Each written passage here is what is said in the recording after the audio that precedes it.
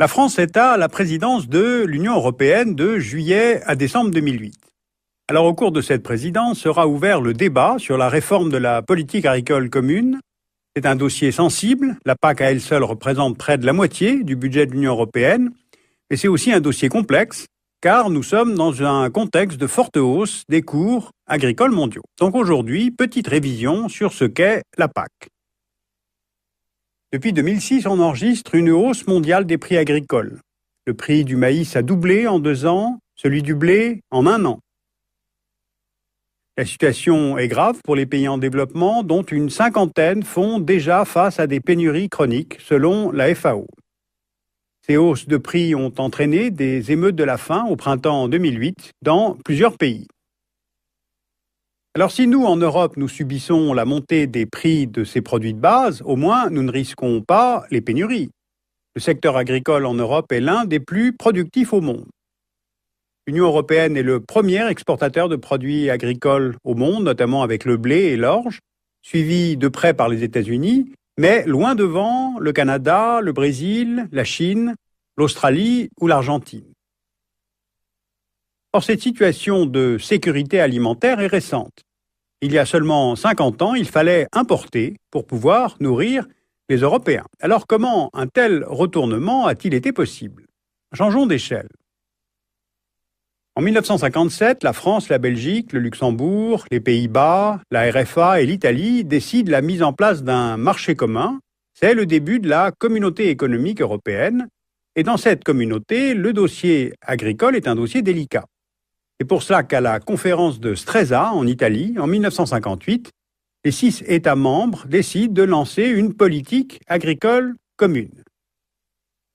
Vous voyez sur la carte les principales zones agricoles de l'Europe des 6, céréales, polyculture et élevage, agriculture méditerranéenne, et la mise en place de cette PAC a pour premier objectif d'empêcher les pénuries alimentaires que l'Europe occidentale a connues pendant et même après la Seconde Guerre mondiale. Donc il s'agit d'augmenter la productivité agricole européenne et de garantir la régularité des approvisionnements, d'assurer des prix abordables aux consommateurs, tout en garantissant un niveau de vie suffisant aux agriculteurs.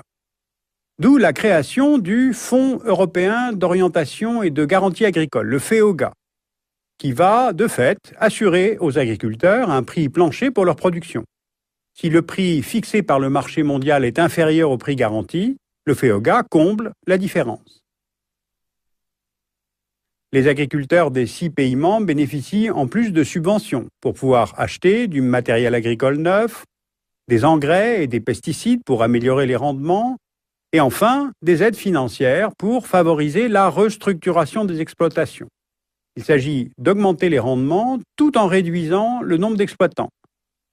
En France, il y avait 5,5 millions d'agriculteurs en 1950.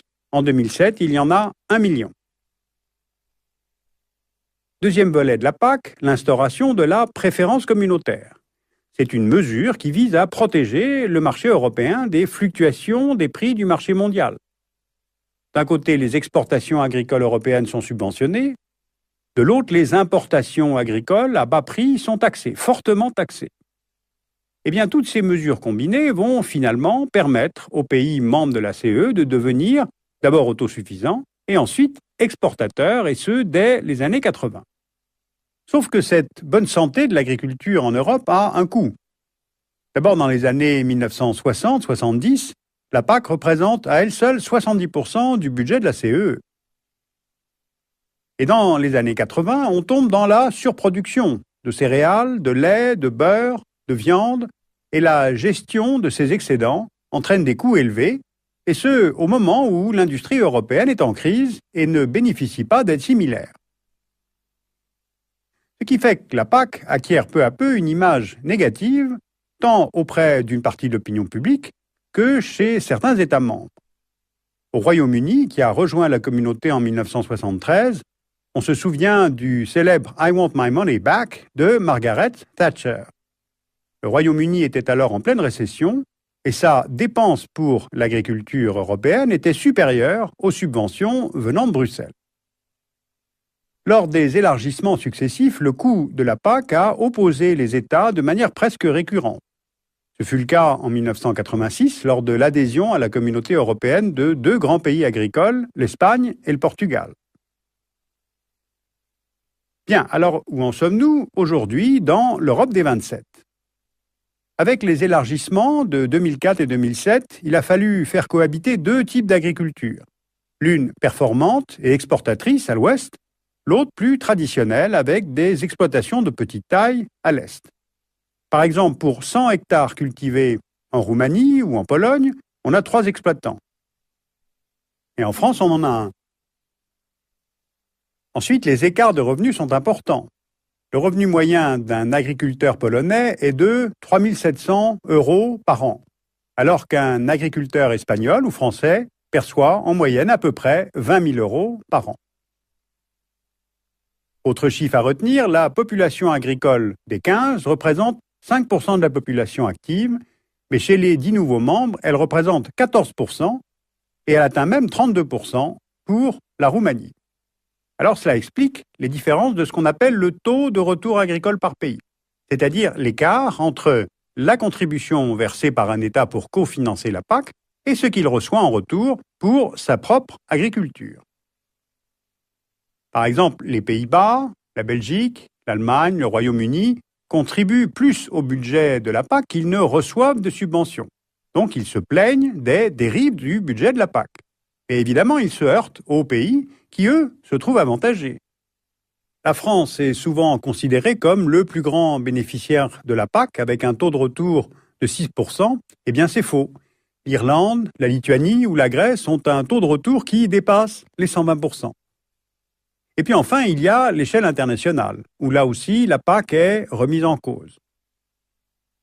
Depuis plusieurs années, l'OMC dénonce bien logiquement préférences communautaires, barrières tarifaires et autres subventions aux exportations agricoles qui vont à l'encontre de la libéralisation des marchés prônée par l'OMC et dont les membres de l'Union européenne sont d'ailleurs eux aussi signataires. Ces subventions sont dénoncées par le groupe de Cairns, qui regroupe certains grands producteurs agricoles, dont l'Argentine, l'Australie, la Nouvelle-Zélande, et maintenant par les pays en développement menés par le Brésil, l'Inde et la Chine. Et de plus, pour un grand nombre de pays en développement, notamment sur le continent africain, impossible de rendre leurs exportations agricoles concurrentielles, car les exploitants privés ne peuvent être subventionnés par ces États africains, et donc ils restent soumis à la fluctuation des prix du marché, ce qui ne fait que renforcer leur fragilité. Et bien contre cette PAC, les critiques s'additionnent, de la part de certains pays membres, de la part des exportateurs des pays en développement et de la part des pays signataires des accords OMC. Bruxelles a donc introduit des réformes depuis une dizaine d'années en réduisant les taxes sur les importations, en réduisant les subventions à l'exportation, en mettant en place les jachères pour réduire les stocks. Et la réforme de 2003 a instauré d'une part un découplage entre les aides versées et les volumes produits, et d'autre part une éco-conditionnalité, avec notamment la réduction de l'usage des engrais et des pesticides, du nombre d'animaux par hectare, la création d'étangs, la création de haies, pour faire passer dans la réalité cette idée d'une agriculture durable. En tout cas, ce qui est sûr, c'est que la forte hausse des prix agricoles en 2007-2008 met face à face défenseurs et opposants de la PAC. Pour Pascal Lamy, par exemple, qui est le directeur de l'OMC, la hausse des cours va justement permettre aux agriculteurs européens de se passer de subventions. Et pour les défenseurs de la PAC, comme la France, la situation de crise alimentaire montre bien que les agriculteurs doivent continuer à être protégés dans un secteur clé. En tout cas, le débat est lancé. La réforme de la PAC sera appliquée en 2014. L'agriculture européenne devra à la fois être plus productive, beaucoup plus respectueuse de l'environnement et moins coûteuse pour le budget de l'Union. Sur ce dossier européen, 2 ouvrages à la documentation française, l'un sur la PAC, une politique en mutation, et l'autre sur les enjeux de la présidence française de l'Union européenne. La revue Alternative Internationale publie tout un dossier sur l'agriculture. Et puis nous avons un livre en langue allemande sur les perspectives européennes dont vous trouverez toutes les références sur notre site arte.tv.